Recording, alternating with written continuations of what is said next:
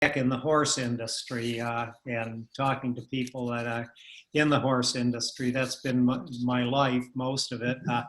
Uh, am a veterinarian. I'm not practicing now. I'm in the legislature, but I had been for about 40 years. I had the Kern Road Veterinary Clinic here in Michigan that we had 8 veterinarians, well, 5 trucks on the road all the time visiting farms. So we had a fairly large veterinary clinic, but I also raised standard bred horses, and we raced the standard bred horses, and that was kind of a business actually for us, and we treated it like a business and loved it. My sons grew up in the business of raising the horses and doing the work on the farm, and very proud of them. One's now an orthopedic surgeon, the other is an electrical engineer with his MBA. So the end of a pitchfork, the not sharp, not pointed one, is a very good trainer for a lot of things to get people motivated and teach them just what work, what work is and how to work, and if you don't do it, what happens. You kind of get taller because you're walking on more stuff. But it's not a good way to get taller. So anyway, thank you for having me here, and welcome to Lansing tomorrow. It's the Equine Legislative Day, and I know I'm looking forward to it. It's a day that I always look forward to. Things will be much, much different this year. Fortunately, the weather is supposed to be beautiful because we will be outside as opposed to inside, and it'll be a different thing. But for a horse event, beautiful weather and being outside is a good thing, a very good thing. And I wanted to talk a little bit about what legislation is going on in Michigan right now affecting the horse industry, and then kind of touch on what we might, kind of what the horse industry can do to help promote itself and to help in legislative actions.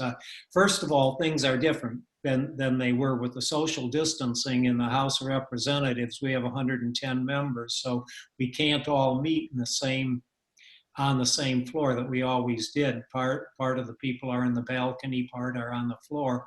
But that isn't probably the toughest thing. The toughest thing is we don't have many rooms that we can have committee meetings in.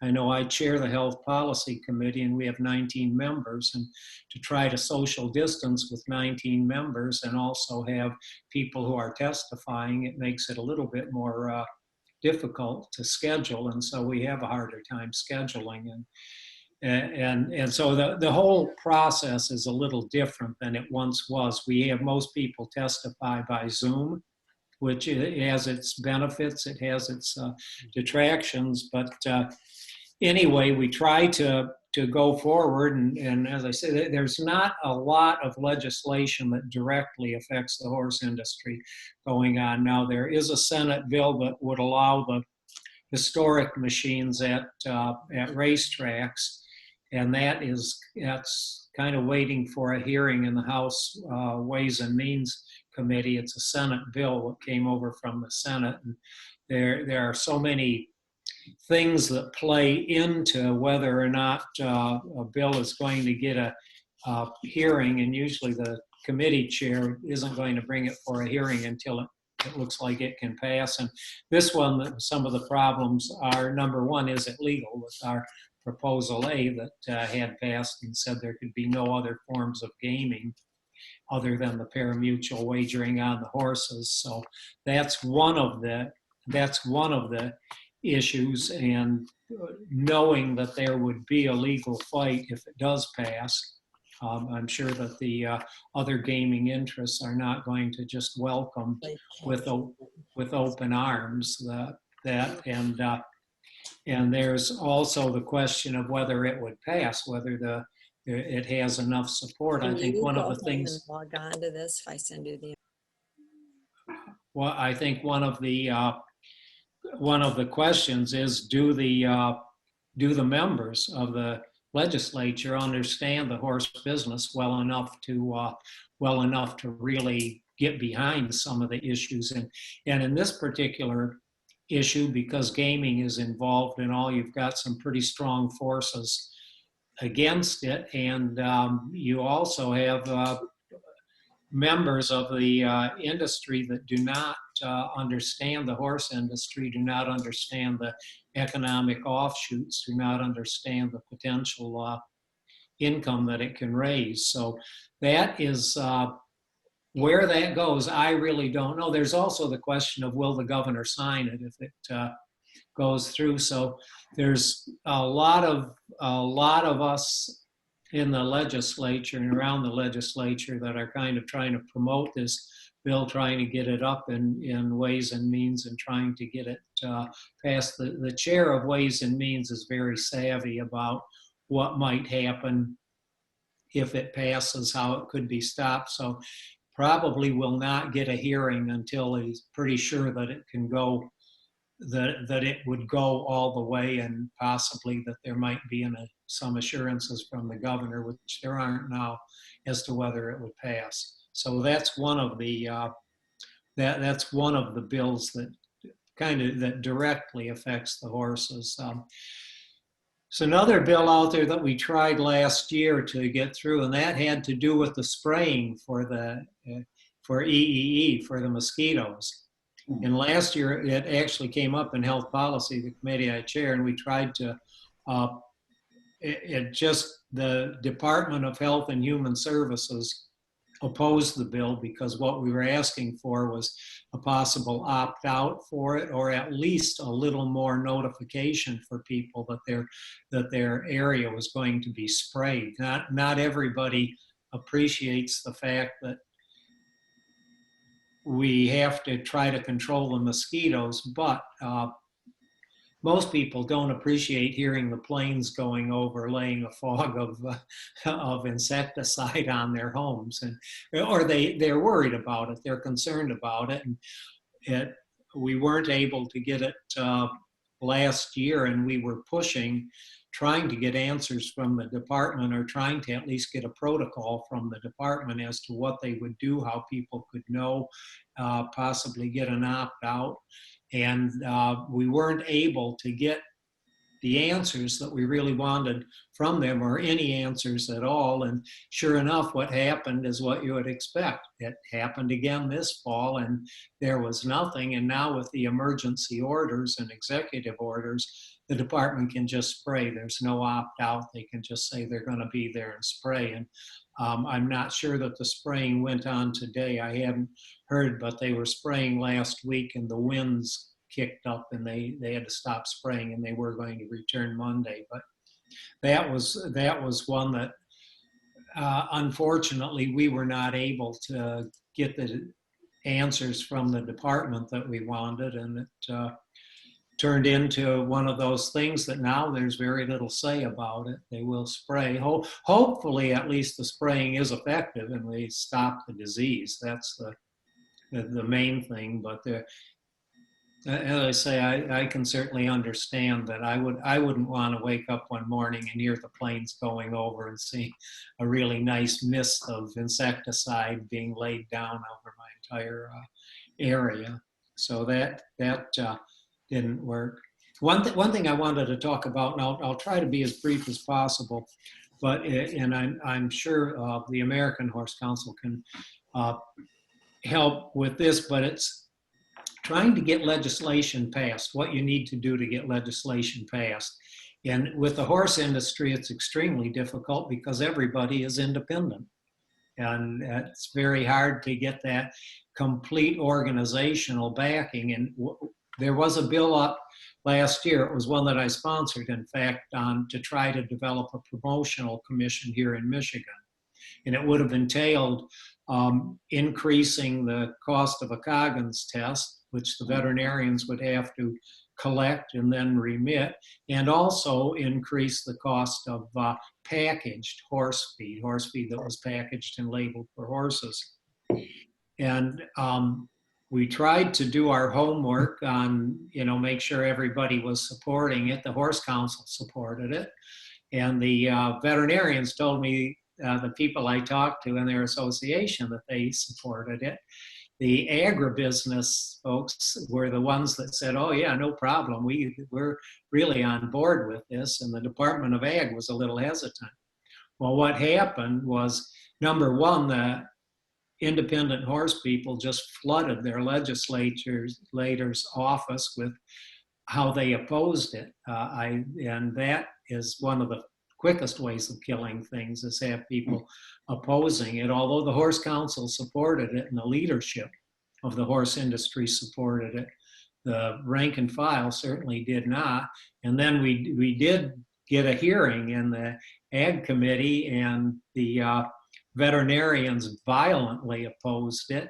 They didn't tell me that they were going to oppose it until the day before.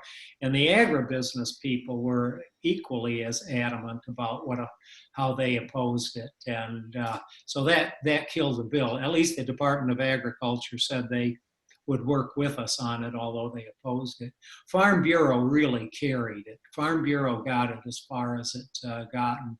It was Dr. Shealy and Jean Lagan that, with the Horse Council, that really promoted it and wanted to have a promotional committee. But if you want to kill a bill, do it that way.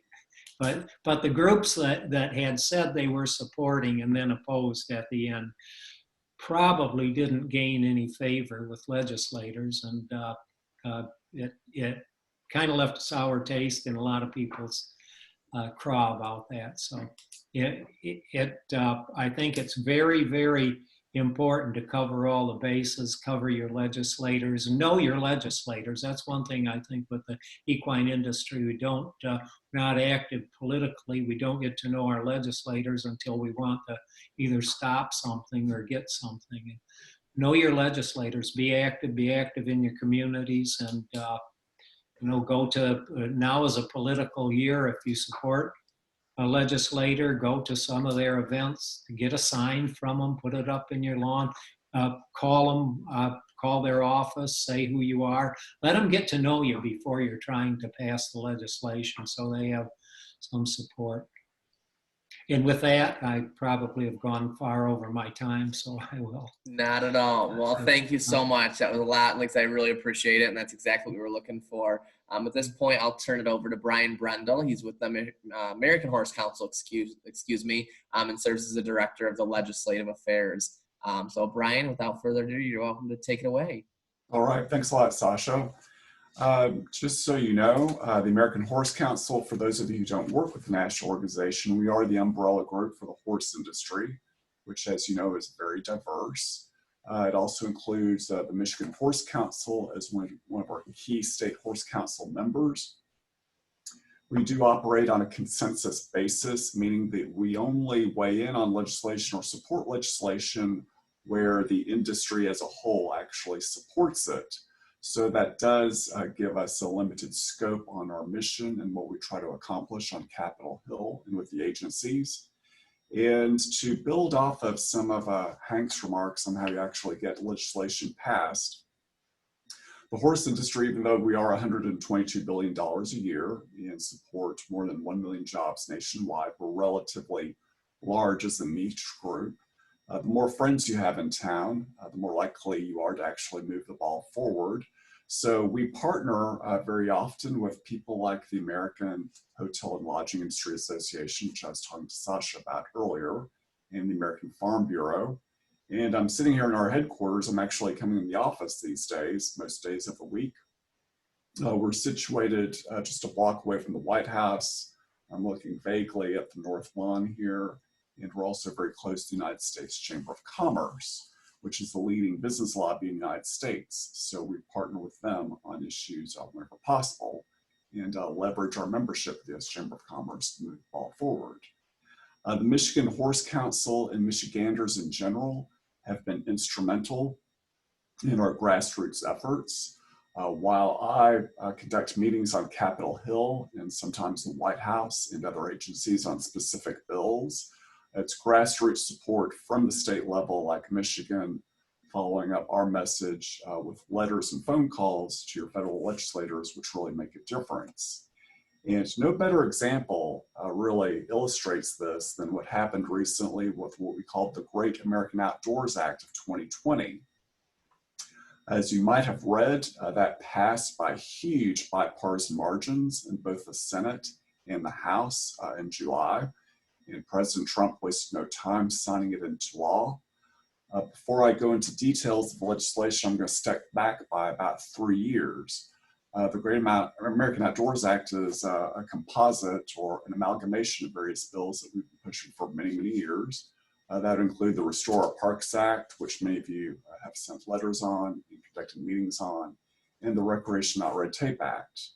We also have a long record of supporting the Land Water Conservation Fund. So during meetings that we conducted with Senate Energy and Natural Resources Committee staff back in February, we were talking about how to move these separate bills forward. And we were informed by the staff that basically they were thinking about pulling these bills together into a package and moving them together. We're coming on to the last year of the Congress, and they believe that trails legislation would actually have a high chance of actually passing this year. The Great American Outdoors Act was introduced shortly after that meeting in March, and it included elements from the Restore Our Parks Act, which would actually fund the backlog maintenance of public trails, and it included full funding of the Land Water Conservation Fund at $900 million per year, which supports a lot of conservation easements that promote riding. Moved through committee pretty quickly. Unusually, it had a vote first in the Senate, passed by, I believe it was 85-17. In the House is basically 300 to 100. We sent out several action alerts to our membership, and during that campaign, members of the horse industry sent more than 1,000 letters to Capitol Hill in support of legislation. So we were very happy that this passed. We didn't do it all alone. We also worked in conjunction with a lot of manufacturers of recreational equipment and a lot of other outdoor industry groups. So that's an example of leveraging coalitions and identifying partners so that you can move your bill over the finish line. Another bread and butter bill that we've been working on for several years is the Prevent All Soaring Tactics Act. This is the landmark or the centerpiece animal welfare legislation supported by the American Horse Council. As you probably know, it did have historic passage in the House in the summer of 2019. It was the first time this bill had ever actually passed a legislative body, even though it's been around for several Congresses. The action has now focused over on the Senate side, where actually it's opposed, unfortunately, by Senator McConnell of Kentucky. His being the majority leader of the Senate poses a huge obstacle for us. So what we have done is lobby the Commerce Committee to try to get a hearing in the committee to actually give the legislation a higher profile. We've also lobbied to have more sponsors of the bill to, again, raise the profile of the issue and the legislation. We are currently at 51 co-sponsors. Just to let you know, your Michiganders are both co-sponsors of the bill. Senator Stabenow has been a longtime champion of the PAST Act, and Senator Peters has also signed on as a co-sponsor. We do not believe this will get a hearing in the Commerce Committee at this time. We have limited legislative days between now and the election coming up November 3rd. However, this piece of legislation, which is introduced and reintroduced with each Congress, we've passed it in the House. That's good precedent. Hopefully it will pass again next year when it's reintroduced. And hopefully we will continue to gain more traction in the Senate. Something like the PAST Act, which is reintroduced a lot or in several iterations throughout the years, shows how actually just even introducing a bill can actually raise the profile of an issue, make progress on an issue. So even though the PAST Act has not become the law of the land, since it has been introduced and reintroduced over the past several years, the practice of soaring has actually steadily declined. So that is definitely a good example of progress. Another key bill, this really has unified the industry. Every year since the summer of 2017, the American Horse Council has been lobbying for funding for equine assisted activities and therapies programs over at the Department of Veterans Affairs. In DVA, it's another agency right outside my window. This whole effort has been spearheaded by Congressman Andy Barr. He is co-chair of the Congressional Horse Caucus. He's a Republican from Kentucky, very able lawmaker. He initially had $1.5 million allocated to the funds for equine assisted therapy over DVA back in 2018. That went up for 2019. In 2020, it's leveled off. His amendment in the 2021 fiscal year bill for the Department of Veterans Affairs would allocate $5 million to equine assisted activities and therapies. This is a very high number. I'm not going to promise that's going to be the final number, but the trajectory is steadily upward for funds on these programs.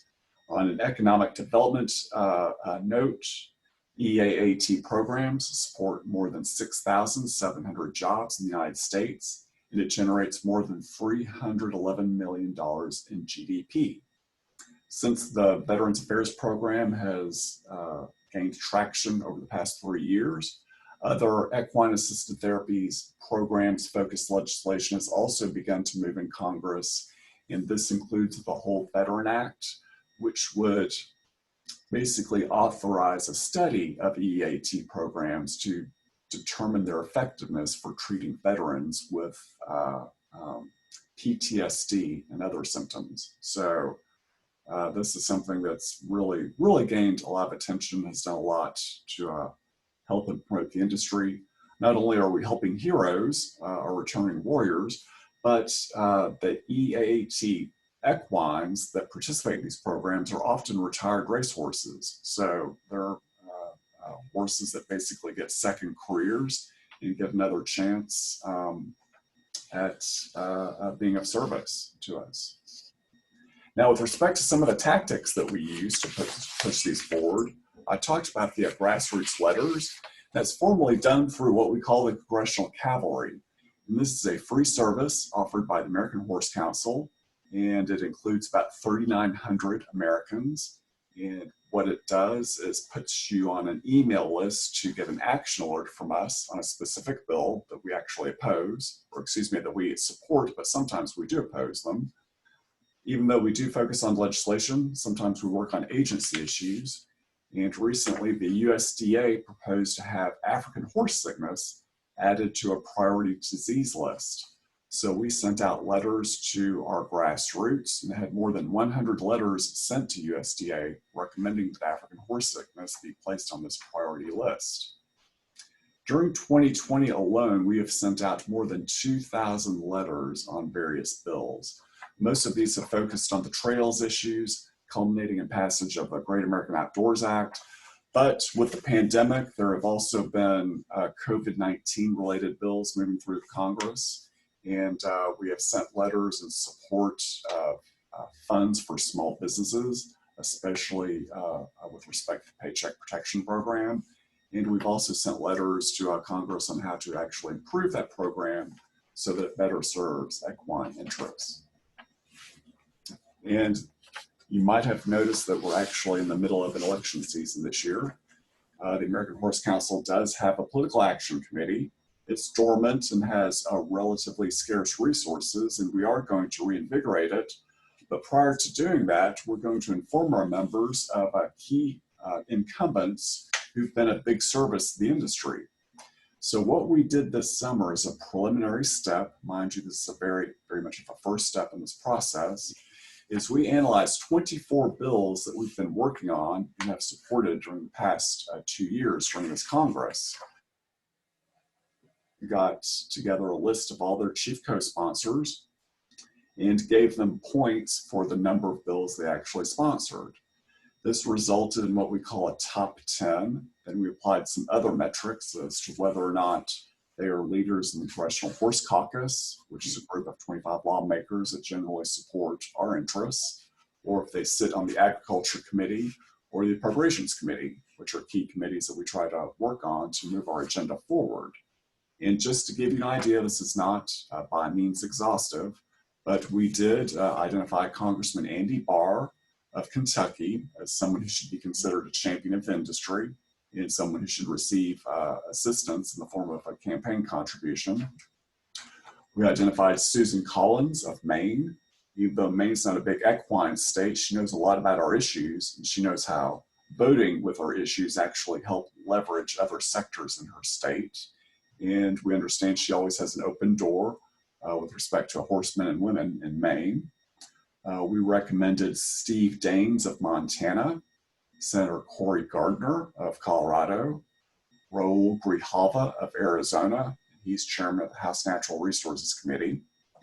We're recommending Congressman Colin Peterson, who's chairman of the House Ag Committee, Dutch Ruppersberger, a congressman from Maryland, Congressman G.T. Thompson of Pennsylvania on the Ag Committee and a longtime champion of the industry, Congressman Paul Tonko of New York, who is co-chair of the Congressional Horse Caucus, and Senator Mark Warner of Virginia.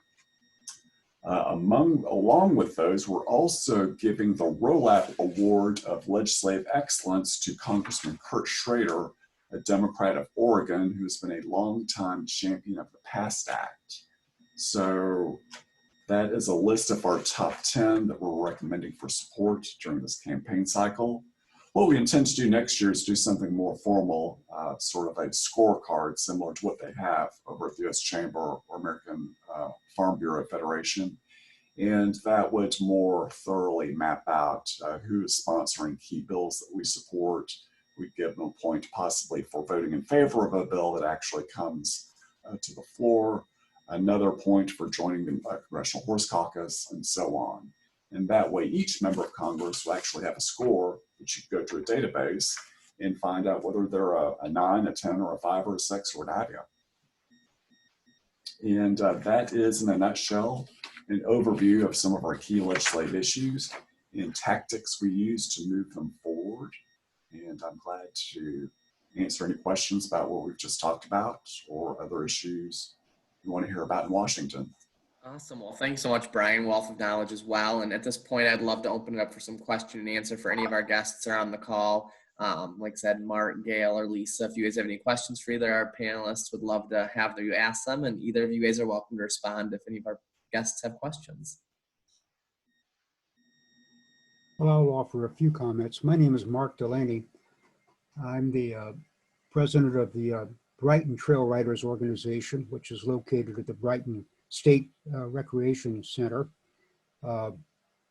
Brian, to give you some geographical perspective, we're located in southeast Michigan, just a few miles from Ann Arbor.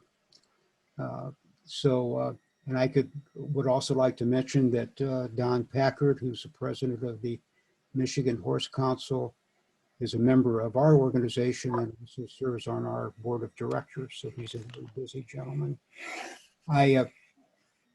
My concerns, of course, by definition, have pretty much been local. But we do feel that the Michigan Horse Council has been responsive to some of our concerns, and also we feel that the Equine Trails Committee is also a very significant spokeswoman for concerns here in Michigan.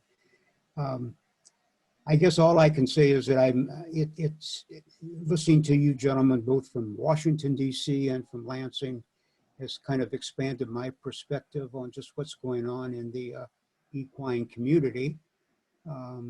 So I'm very glad that I was able to join you tonight, and I'm gratified that both at the national level and the state level, our interests are being well represented and articulated. Thank you. You're welcome. Thank you. Thank you. I would like to say too, I'm from the 47th district, which is Howell, Fowlerville, Heartland. So I'm well acquainted with the Brighton Brighton facility. In fact, I had been to the island, not the island lake, but the park across from you, and my wife and I did some hiking, some trail hiking there. So I know the area. we call that the people side. And bisected by Chilson Road, and then we're, of course, the Yes. equestrian side of the park. Yeah. But it's almost 5,000 acres, so there's plenty of recreational opportunities for all kinds of people, two-legged and four-legged.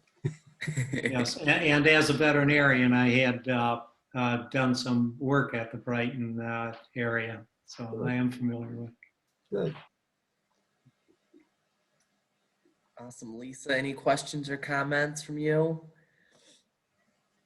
Just I appreciate everybody being here, and looks like we're in great hands with the horse industry. And thank you, Sasha, for hosting. Sorry, I had to step out for part of it to take a phone call, which kind of bummed me out. So anyway, hopefully you can share the recording with those that didn't Absolutely. make it, and I can pick up the part I missed. But thank you so much for holding this and for all the great information. You're welcome. Awesome. One person I wanted to introduce, and like I said, I know she's on mute right now, but is Miss Gail Johnson.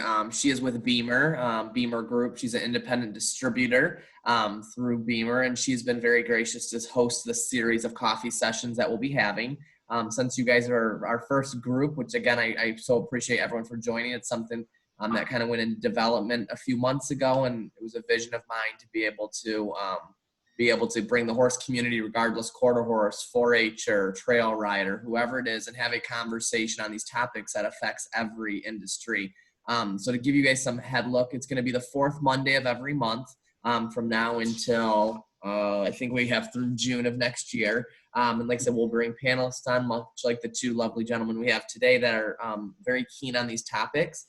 So on October, we'll be shooting for Michigan trails. So Mark, right up your alley. But we'll be bringing on panelists to, talk and answer questions on the trails here in Michigan, and hopefully even some that can talk on a national level at that basis. But Gail's been absolutely instrumental in this becoming a vision and a reality, not only financially, but also her mindset as well. And like I said, she is an independent distributor with Beamer.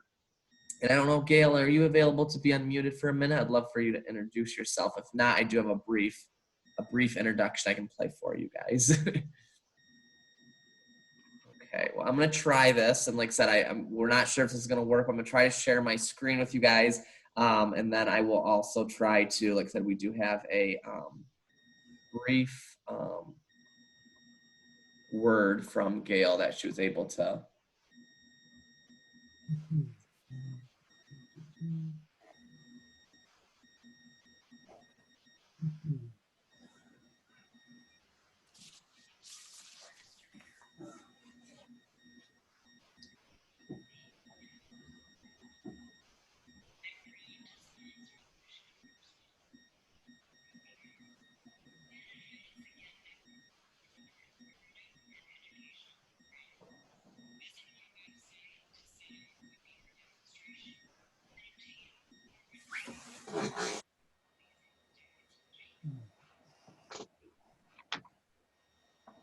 Awesome. Were you guys able to hear that okay? Like I said, I wasn't sure about sound.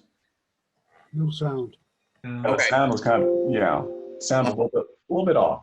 Okay, well, anywho, like I said, Gail just wanted to thank everyone for being able to come and, like I said, do this. And she, like I said, this is something that's near and dear to her heart as well. So we're very thankful for Gail and obviously Quarter Moon Farms as well for their support with this. So just wanted to pass that encouragement. Like I said, we will be sending this recording out to everyone.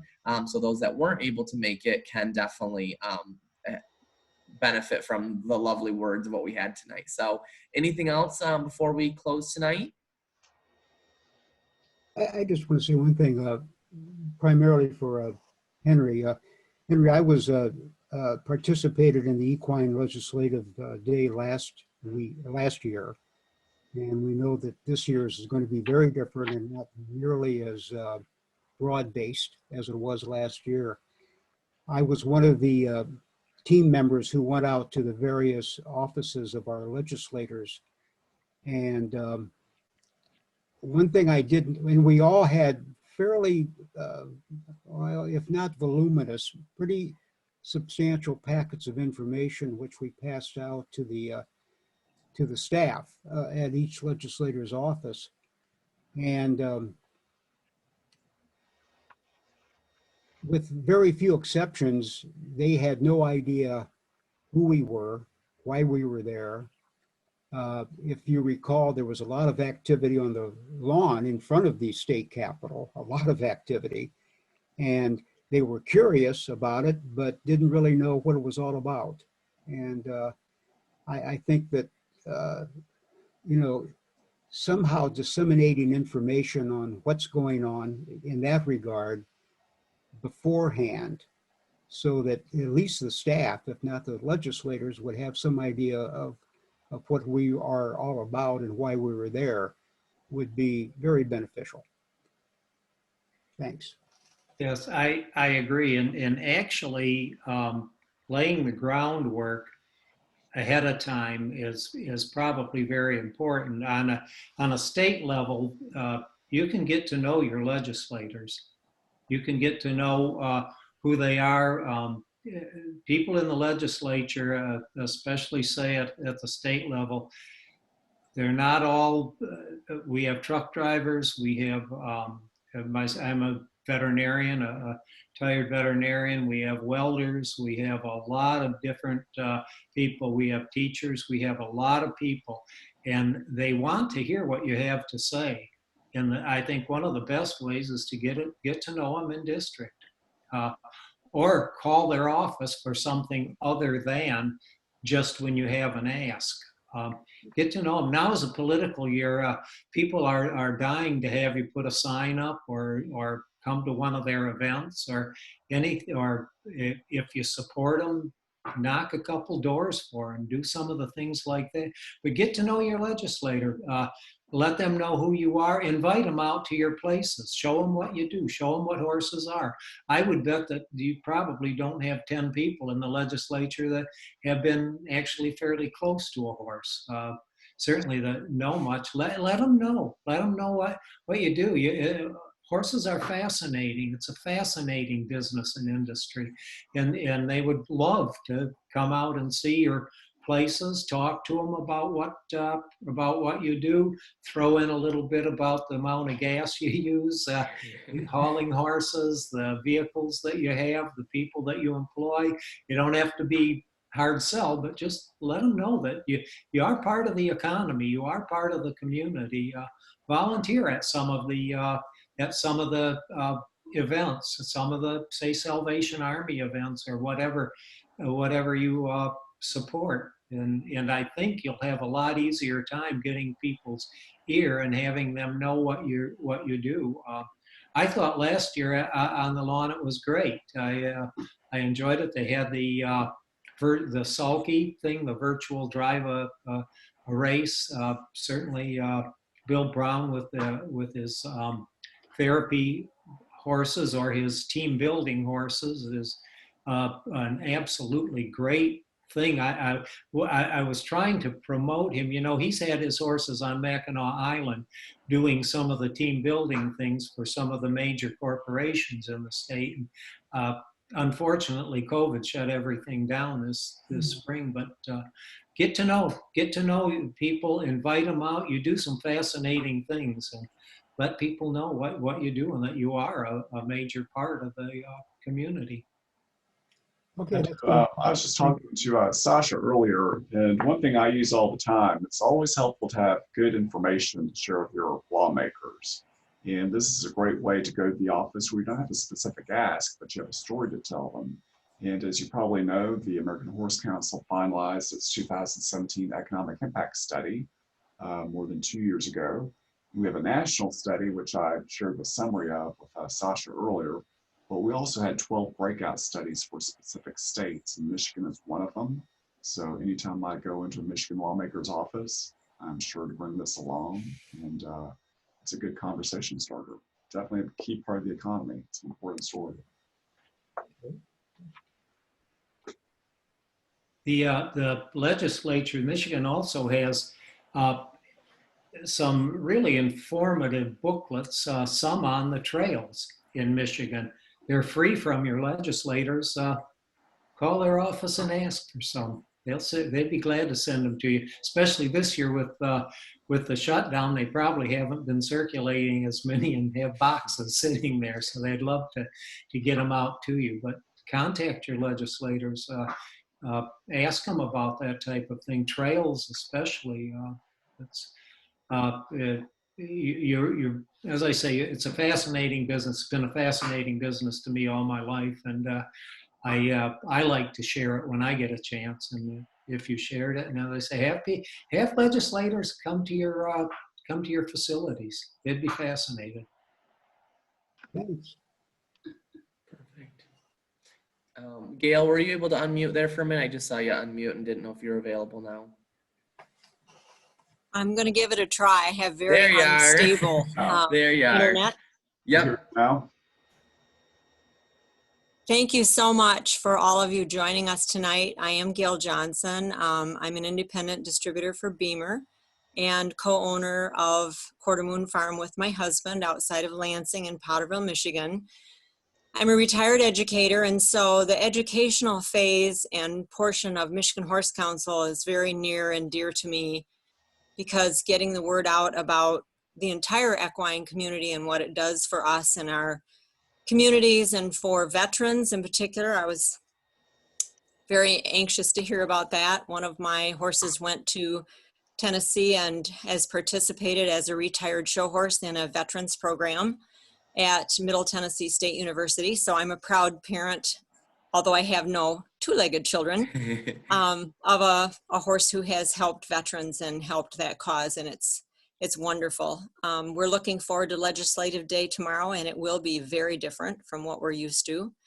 But we carry on and spread the word, and I thank all of you for participating in the very first evening, and look forward to many more. And the resources that you make available to us and bring to us is exactly what we need. I just returned from a 5-day Michigan Reining Horse Association in Midland, Michigan at the fairgrounds, and it was the largest show they have had in their history. As I walked the grounds, there were license plates from Pennsylvania, Oklahoma, Tennessee, Kentucky, and in general, the Midwest. The Michigan born and bred was their big futurity. And so they are trying to put money into promoting Michigan bred horses and Michigan owned horses. We're trailing a little behind Kentucky, but we're working very hard in all of our industries to pay for participation in equine breeding, showing, and training in the state. So thank you again, and I appreciate the opportunity to sponsor this. thank you. Thank you, Gail. Awesome. Well, if there's no other comments or questions, like I said, I'll get everyone off on their evening. Like I said, I really appreciate everyone joining. I will post this recording on social media. Again, Representative Hank Vopel, thank you so much. Brian, thank you so much. We really appreciate your time and knowledge and your asset to the equine industry here in Michigan, regardless of whatever it is. We really do appreciate it. All right. Thanks a lot, Thank Sasha. you. Good night, everyone. Good night. Good night. Thank you.